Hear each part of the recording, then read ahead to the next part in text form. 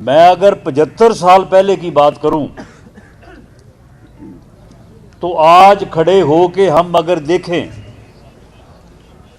تو اگر اللہ تعالیٰ مہلت دیتا ہمارے قائد، ہمارے لیڈر قائد اعظم محمد علی جناح کو، اور وہ صرف 2-4 سال اور ان کی زندگی ہوتی، وہ اس ملک کو آئین دیتے، اس ملک میں الیکشن کروا دیتے، اس ملک کو ایک صحیح ٹریک پہ، صحیح راستے پہ ڈال دیتے، تو آج شاید ہم پوری دنیا میں سب سے خوشحال اور ترقی یافتہ ملک ہوتے۔ لیکن یہ ہماری بدقسمتی کہ ایسا نہ ہو سکا، اور اس کے بعد مسلم لیگ وہ جماعت جس نے پاکستان کو تخلیق کیا، وہ اپنے آپ کو قائم نہ رکھ سکی۔ قائد اعظم بہت بڑا لیڈر تھا، اتنے بڑے لیڈر کے جانے کے بعد لوگ آپس میں دست و گریباں ہو گئے، لوگوں نے آپس میں جو ہے وہ لڑنا جھگڑنا شروع کر دیا، اور پھر وہ لڑائی جھگڑا جو ہے وہ 1958 کے مارشل لاء پہ جا کے پہنچا، اور اس کے بعد آج تک ہم کبھی جمہوریت کی طرف چل رہے ہوتے ہیں اور کبھی جو ہے وہ ہم مارشل لاء کے تحت چل رہے ہوتے ہیں۔ اور یہ صورتحال جو ہے اس نے ہمیں آج اس نہج تک پہنچا دیا ہے کہ پچھلی حکومت 8 ماہ تک IMF جو ہے اس سے $1 ارب کی قسط حاصل کرنے کے لیے انہوں نے ناک سے لکیریں نکلوائیں۔ انہوں نے کہا کہ یہ پیٹرول کے اوپر آپ جو سبسڈی دیتے ہیں اس کو بند کریں، گیس کے بلوں میں جو عام آدمی کو رعایت دی جاتی ہے اس کو بند کریں، بجلی کے بلوں کو جو ہے وہ سبسڈی دی جاتی ہے وہ بھی بند کریں، اور اس کا پھر نتیجہ یہ کہ عام آدمی، غریب آدمی، اس سے آج بجلی اور گیس کا بل دینا جو ہے وہ اتنا مشکل ہے کہ وہ سوچتا ہے کہ یہ بل ادا کروں یا بچوں کے لیے دوائی لے کے آؤں یا کوئی گھر میں راشن لے کے آؤں۔ اور مہنگائی نے اس وقت پوری قوم کو، ملک کو جکڑا ہوا ہے۔ ہر آدمی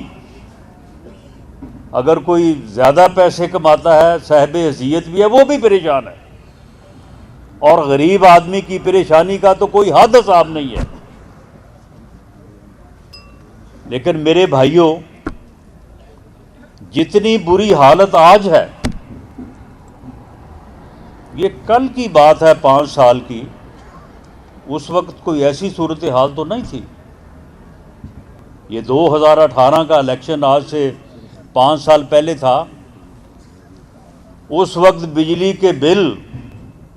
یا گیس کے بل ادا کرنا جو ہے وہ اتنا نہیں تھا، چیزوں کی قیمتیں بھی جو ہے وہ قدرے کنٹرول میں تھیں، غریب آدمی اپنی زندگی جو ہے وہ اسے جیسے تیسے بھی ہے وہ عزت سے گزار رہا تھا۔ چینی جو ہے وہ پچھلے 10 سال سے 50 روپے کلو ہی تھی، پیٹرول جو ہے وہ 65 روپے لیٹر تھا، ڈالر جو ہے وہ 107، 8، 9 روپے کا تھا، گزارا ٹھیک چل رہا تھا، اور دنیا یہ کہہ رہی تھی کہ پاکستان نے دہشت گردی اور لوڈ شیڈنگ پہ قابو پا لیا ہے، تو اب پاکستان کو آگے بڑھنے سے کوئی روک نہیں سکتا۔ اور یہ بات حقیقت تھی۔ 2013 میں لوڈ شیڈنگ کا حال یہ تھا کہ 20 گھنٹے کی لوڈ شیڈنگ تھی، دہشت گردی روز بم دھماکے، ایک دن میں ہم نے 150 شہداء کی لاشیں اٹھائیں، نہ مندر محفوظ، نہ گرجا، نہ مسجد، نہ امام بارگاہ، ہر جگہ پہ، مارکیٹوں میں، لاہور کی ایک مارکیٹ میں دھماکہ ہوا، کوئی تقریباً 200 کے قریب جو ہے وہ وہاں پہ لوگ جو سودا سلب خریدنے گئے تھے وہ لوگ شہید ہوئے، خواتین بچے ان میں تھے۔ یہ حالت تھی۔ 2013 میں مسلم لیگ نے میاں نواز شریف کی قیادت میں آپ سے یہ وعدہ کیا، آپ سے یہ کہا کہ ہمیں ووٹ دیں، ہم ان دونوں مسئلوں کو ختم کریں گے، حل کریں گے۔ لوگوں نے کہا کہ یہ کیسے ہو سکتا ہے، یہ تو اتنے بڑے مسئلے ہیں، ان کو کیسے آپ حل کریں گے؟ لوڈ شیڈنگ تو دور ہو نہیں سکتی۔ لیکن قوم نے اعتماد کیا، آپ نے اعتماد کیا، تو میں یہ دعوے سے کہتا ہوں،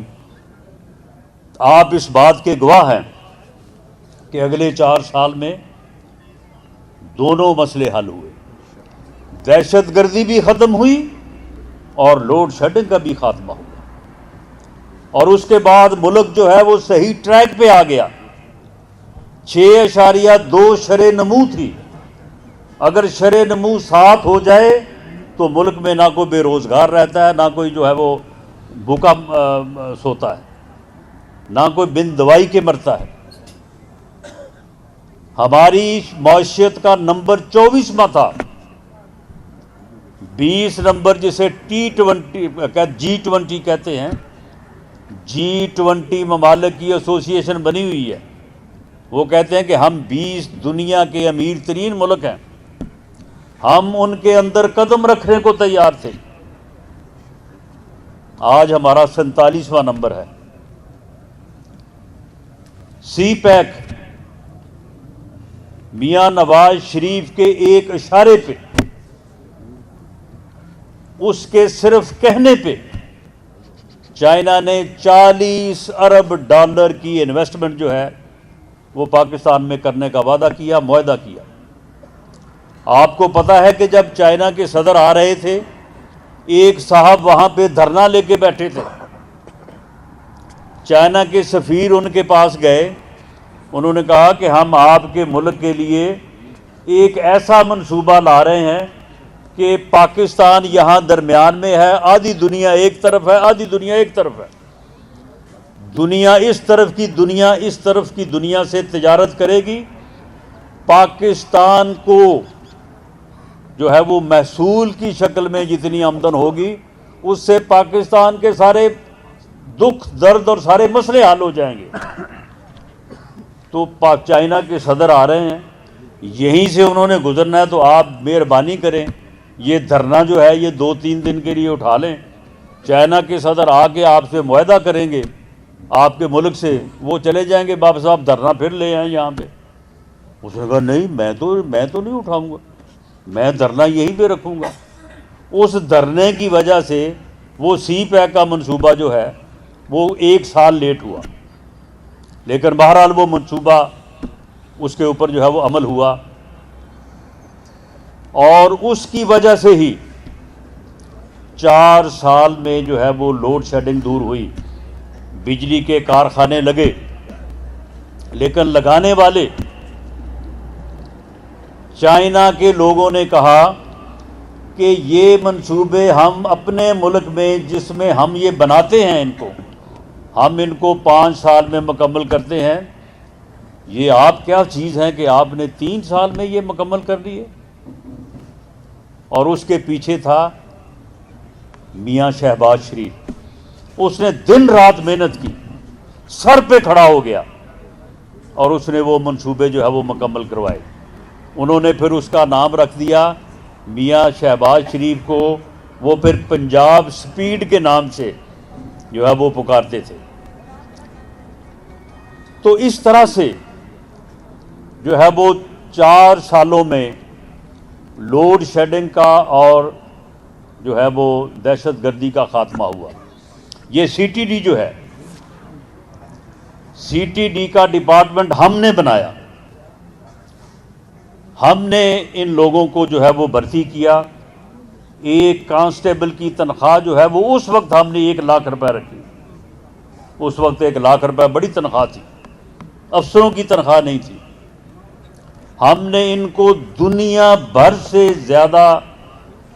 بہتر اور اچھی ٹریننگ دلائی. اس وقت جو آرمی چیف تھے انہوں نے اس میں پوری دلچسپی لی. ہم نے یہ ایسا محکمہ بنایا، میں دعوے سے کہتا ہوں کہ پنجاب میں دہشت گردی کے خاتمے کی بنیادی جو ذمہ داری اور جو کریڈٹ ہے وہ سی ٹی ڈی کے پاس جاتا ہے. انہوں نے بہت محنت کی اور آج بھی کر رہے ہیں. دہشت گردی کا جو ہے وہ خاتمہ ہوا. لیکن اس کے بعد پھر ایک سازش، جیسے میں نے پہلے کہا کہ ہم اگر 2-4 سال کو سیدھا راستہ چل لیتے ہیں تو پھر ہمیں کوئی نہ کوئی جو ہے وہ ایسا عمل ہوتا ہے کہ ہم پھر الٹی طرف جو ہے وہ چل پڑتے ہیں. پھر ایک سازش ہوئی اور اس کے نتیجے میں میاں نواز شریف کو اس بات پہ نکال دیا گیا حکومت سے کہ انہوں نے دبئی آنے جانے کے لیے ویزا حاصل کرنے کے لیے وہاں پہ ان کے بیٹے کی ایک فرم تھی، تو اس میں انہوں نے جو ہے وہ ڈائریکٹر بنے ہوئے تھے ویزا حاصل کرنے کے لیے. اکثر لوگ کر لیتے ہیں ایسے. انہوں نے کہا کہ جی آپ اپنے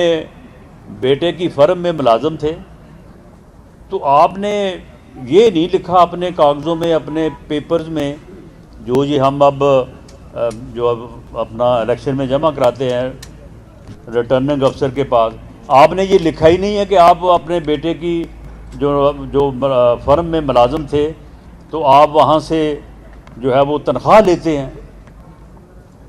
تو جج صاحبان کو کہا گیا کہ جناب ہم نے تو تنخواہ لی ہی نہیں ہے، وہ بیٹے کی فرم تھی تو اسے ہم نے تنخواہ لی نہیں، اس لیے کیا لکھتے. انہوں نے کہا کہ لی تو آپ نے واقعی نہیں ہے لیکن لے تو سکتے تھے نا، تو لہٰذا آپ فارغ. یعنی ملک کے منتخب وزیر اعظم کو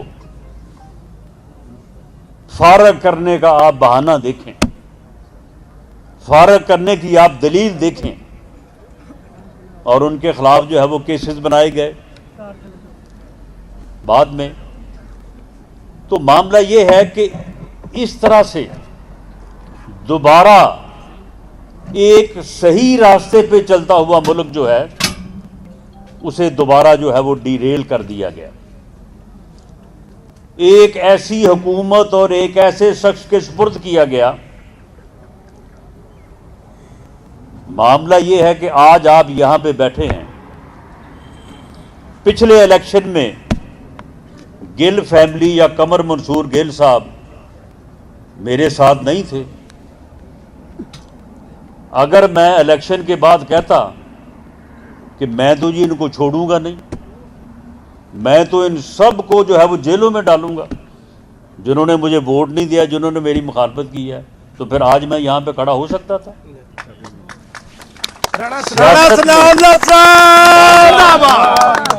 سیاست میں اختلاف ہوتا ہے، اختلاف کی عزت کی جانی چاہیے، اختلاف کا احترام کیا جانا چاہیے، لیکن یہ دشمنی نہیں ہوتی. اگر آپ سیاست کو دشمنی بنا لیں تو پھر بھائی ایک گھر نہیں چل سکتا، ایک گاؤں نہیں چل سکتا، ملک کیسے چلائیں گے؟ ایک گھر میں بھائی بھائی سے اختلاف کرتا ہے،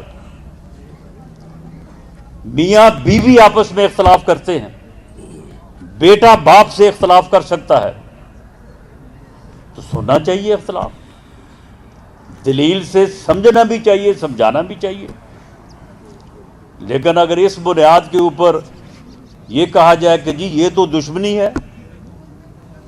اس کو تو چھوڑنا نہیں ہے اب جس نے اختلاف کیا ہے، تو پھر آپ مجھے بتائیں کہ پھر گھر نہیں جس وجہ سے چل سکتا، ملک کیسے چلائیں گے؟ یہ صاحب برسر اقتدار آئے، اسمبلی میں آئے، ان کی سیٹ کے ساتھ ہی لیڈر آف دی اپوزیشن کی سیٹ ہے، اس وقت میاں شہباز شریف لیڈر آف دی اپوزیشن تھے، تو میاں شہباز شریف نے کھڑے ہو کے کہا کہ چند بنیادی چیزیں ہیں جن کو اگر ہم حل کر لیں تو یہ ملک جو ہے یہ ترقی کر سکتا ہے، آگے بڑھ سکتا ہے۔ مثال کے طور پہ ہم ایک ایک پیسے کے لیے پوری دنیا میں بھیک مانگتے پھرتے ہیں، 1600 ارب روپیہ، یہ بات سننے اور